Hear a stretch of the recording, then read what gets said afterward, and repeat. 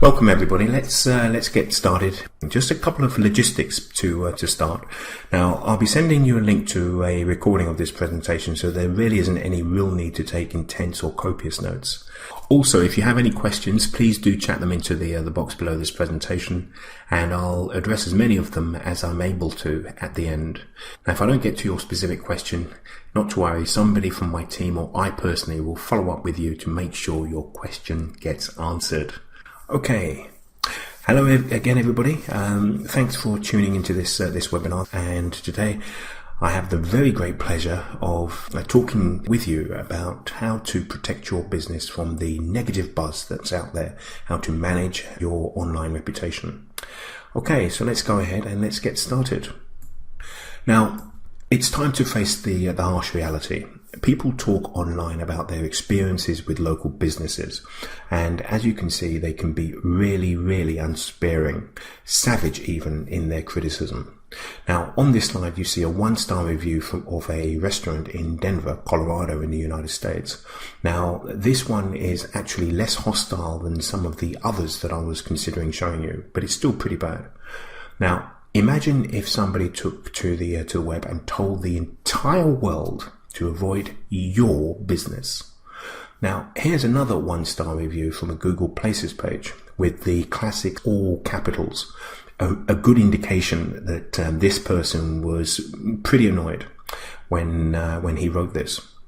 And also notice in the bottom of the review, 3 out of 3 people actually found it helpful. Now that right there in a nutshell is why reputation management and marketing is so important, and I'll explain further in a moment. And here's the really scary part. Most small businesses have absolutely no idea what people are saying about them online. They aren't monitoring the important directories and review sites. They're not managing the conversation, and they aren't using new social media platforms to promote their good name. All of which means that any and all negative reviews and brand damaging complaints are going unanswered and unaddressed. Here's a maxim that most of us understand intuitively. It takes forever to build a good reputation, but only a second to destroy it. And I think it's worth repeating because, if anything, the stakes have become so much greater in the information age. In our hyper-connected world, news travels fast and far. Good news, bad news, and everything in between. And that news doesn't necessarily vanish into the ether after a few days. No, instead, it gets stored on a server somewhere where it's just a Google search away. So when I say the stakes have, become greater, here's an illustration of what I'm talking about. Damage to your reputation isn't an abstract thing. It really does have real effects on your balance sheet. Now, in November 2011, the Harvard Business Review published a study on the impact of online reviews of local restaurants. Now, this is for local restaurants, but the principle applies right across the board, irrespective of the industry. Now, the authors of the study found that a difference of just 1 star in the average rating of the establishment led to a difference in revenues of between 5 to 9%. Now, just think about that for a second. I mean, that's a significant impact on a business, no matter what its size. So you might be wondering, why do online complaints matter so much? How could just a 1-star rating have such an outsized impact on my business's revenue? And here's a simple answer. People put a hell of a lot of trust in their social networks. 90% trust online recommendations from people they know. But what's more, people put a lot of trust in total strangers. Almost 3/4 will trust reviews from people they haven't even met. So, I mean, that's a great double-edged sword of the internet. Positive word of mouth can be like rocket fuel for a business, propelling it into the stratosphere ahead of its competitors. But on the other hand, on the other side, negative word of mouth can be like filling your petrol tank with lard. And here's the rub. The web has a long memory. As I mentioned earlier, Google never forgets. which means that negative reviews can haunt you for a very, very long time if you're reckless with your reputation. Okay, now, I'll just stop here. This presentation is not about scaring you. It is partly about that, but it's mostly about giving you some guidance in terms of how you can protect the delicate and scarce resource that's your online reputation. Not surprisingly, an entirely new field has emerged with reputation issues arising from our wired age. It's called online reputation management and marketing, and it's a mixture of old-fashioned PR principles and newfangled internet marketing techniques like search engine optimization and social media marketing.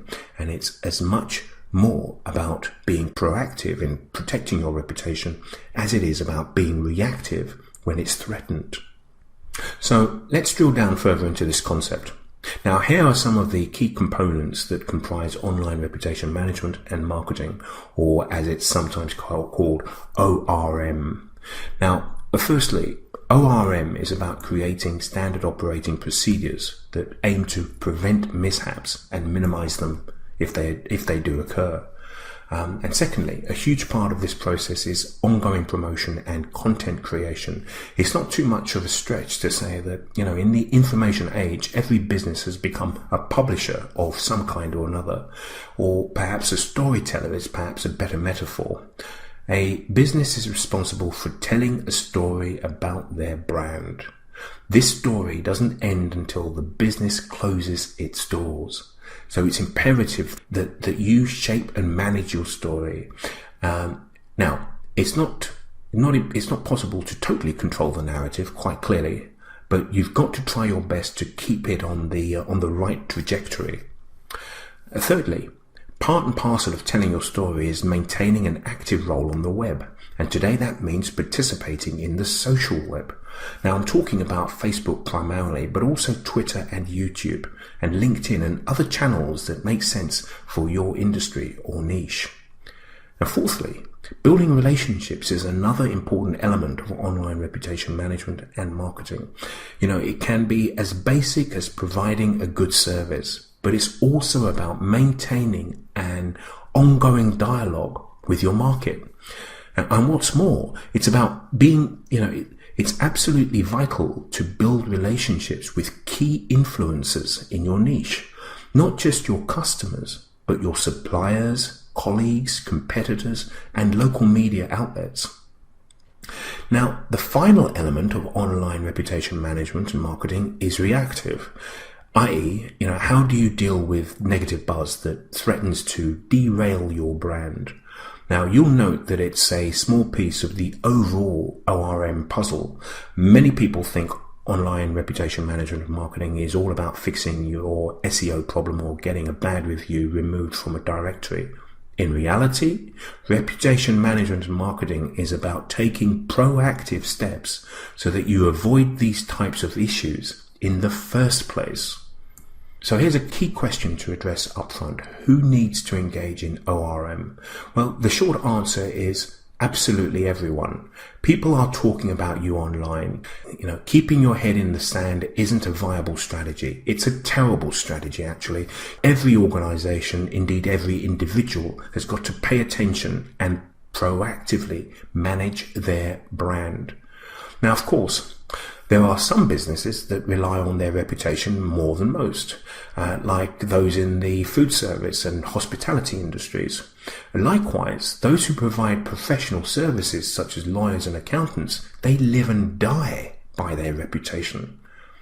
So now, what I'd like to do is just dive into the specifics of online reputation management and marketing, which can be classified into three areas: monitoring, managing, and promoting. So let's start with monitoring. Monitoring is all about listening to your market, keeping your ear to the ground, and that means knowing what's being said on social media sites like Twitter and Facebook, on blogs, social results pages, message boards, forums, directories like Google Places, Foursquare and Yelp, and lastly, those key influencers present in your niche.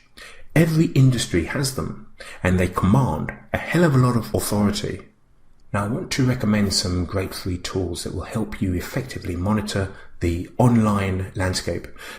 Now, they should ideally be in every small business's toolbox.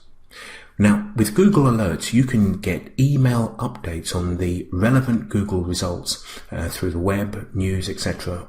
on your name, company, or industry keywords. Every business should have an alert for their company name. There's absolutely no excuse not to have one or several of these. I mean, they only take 2 minutes to set up at most. Social mention. This is a really, really neat tool. Basically, it does what Google Alerts does, but for social media. TweetDeck is an enormously helpful tool for keeping tabs on the conversation happening on Twitter. And finally, you should definitely have an RSS reader to keep up on all the important blogs, forums, and media outlets that cover your industry. An RSS reader is a great way to aggregate the content from all of the sites that you read on a regular basis in one place, so you don't have to actually bounce from site to site to get the latest news. I suggest Google Reader. It's probably the most popular and easiest to use of all of them, and best of all, it's free.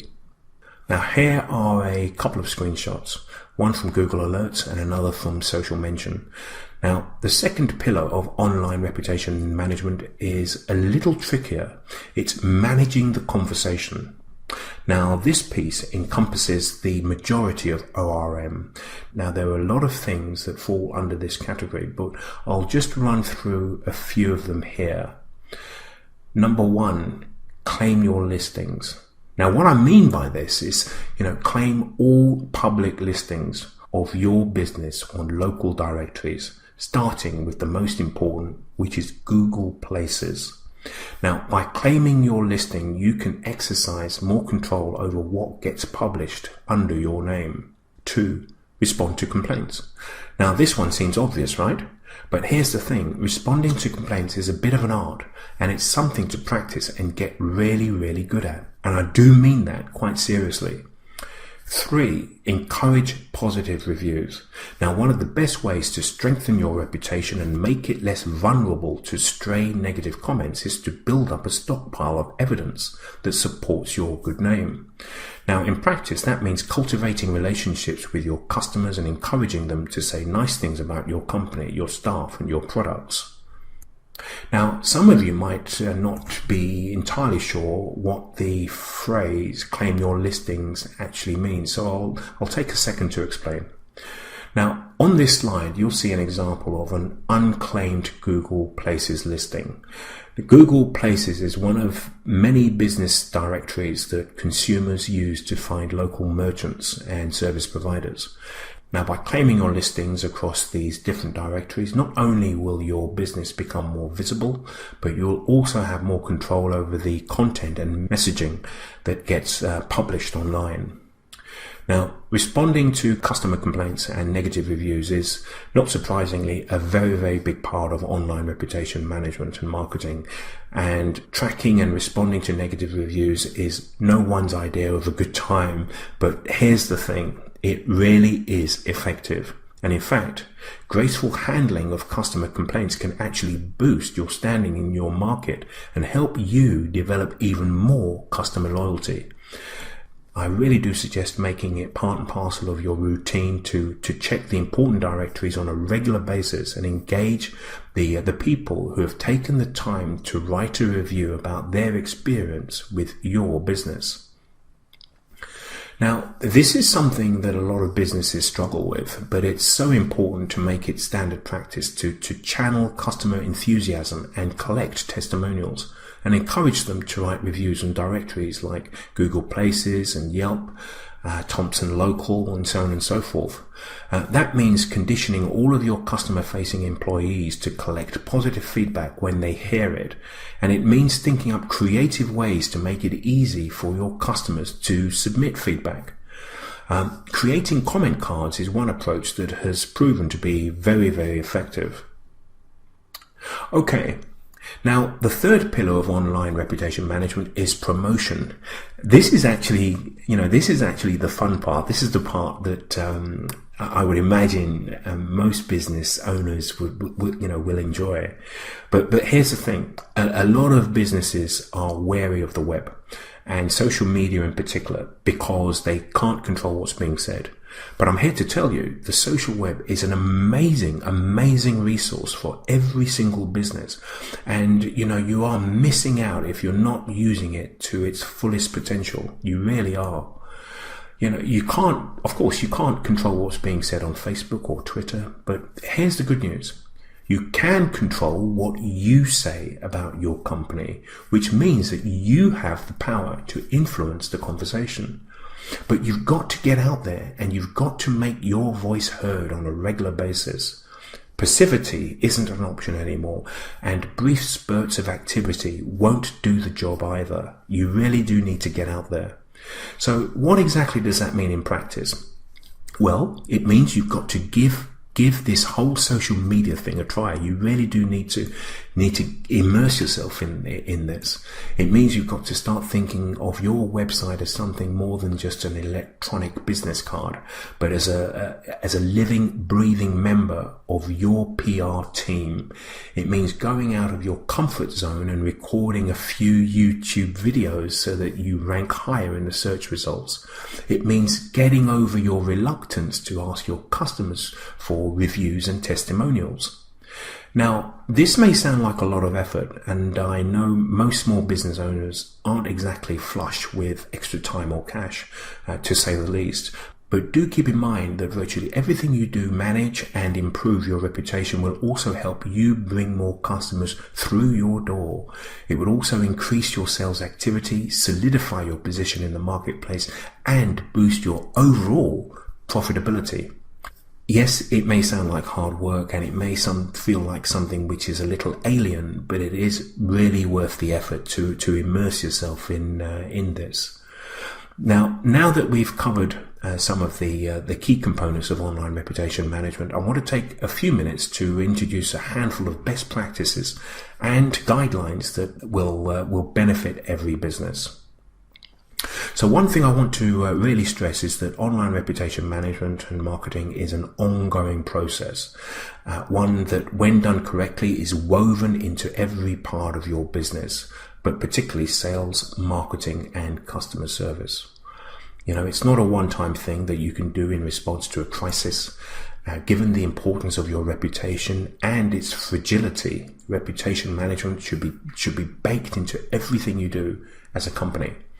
Believe me, you do not want to come up with a reputation management plan when you're in the midst of a panic. As a well-known public relations expert once said, doing PR during a crisis is like eating healthy during a heart attack. What's more, if you make ORM a part and parcel of your business, then you'll be in a much, much better position to avoid crises in the first place.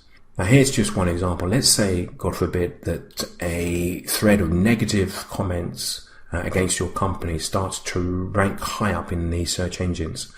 Now, if you have a content creation process in place, you'll be in a much, much better position to ramp up your publishing efforts and push the hostile comments down the page and out of view.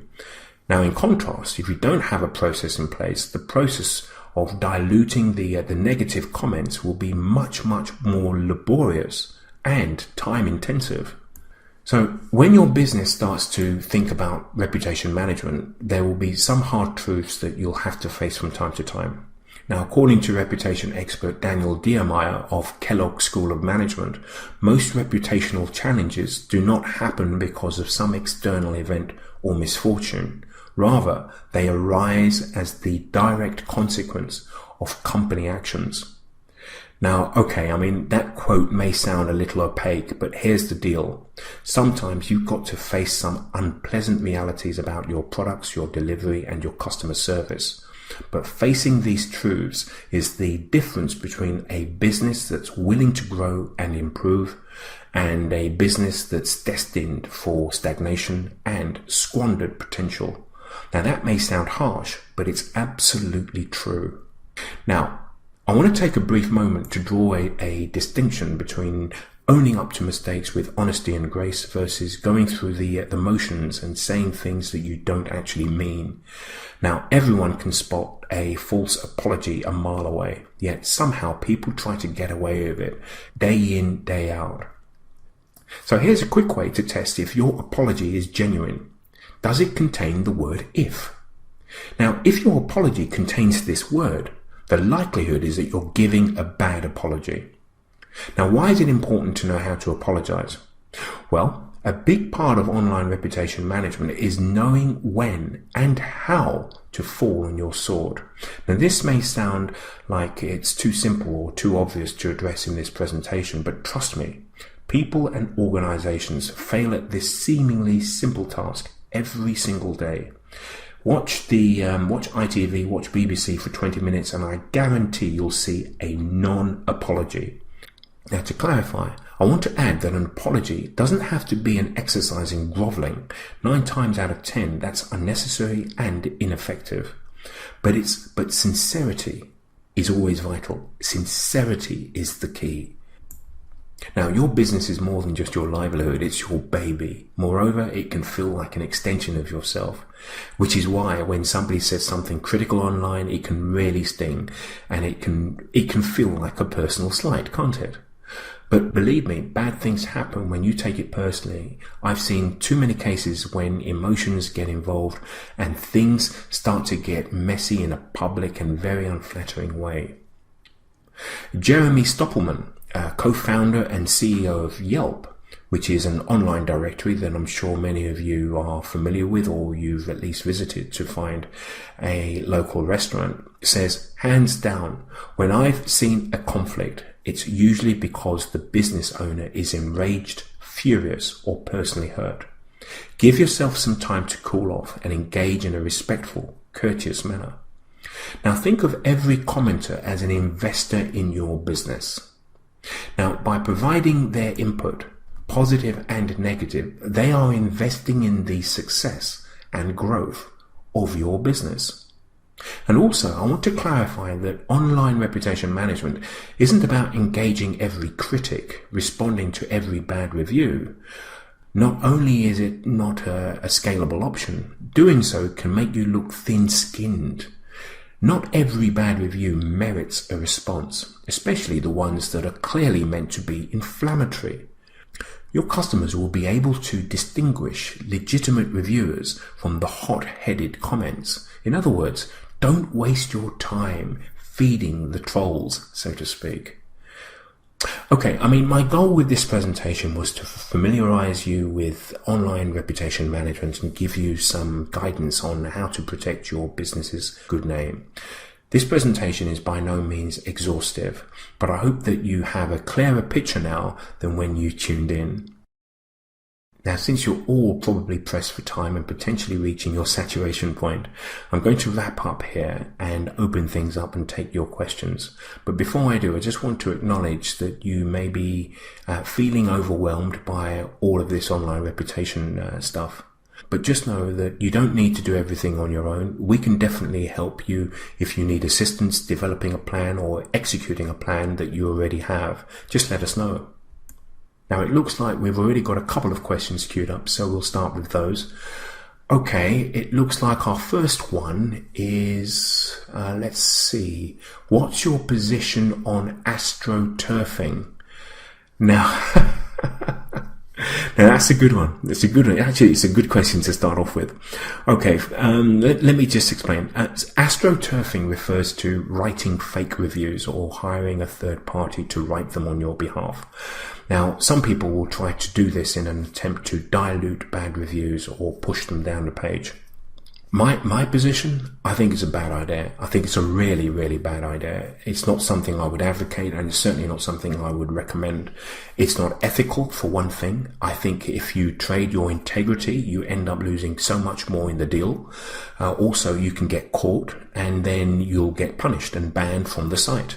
Now, if that happens on Yelp or Google Plus local, it's a pretty big deal. All of a sudden you lose a huge conduit into your market. And it's just not worth the risk, in my opinion, not least because sites like Yelp and Google are getting really, really savvy about sniffing out fake reviews.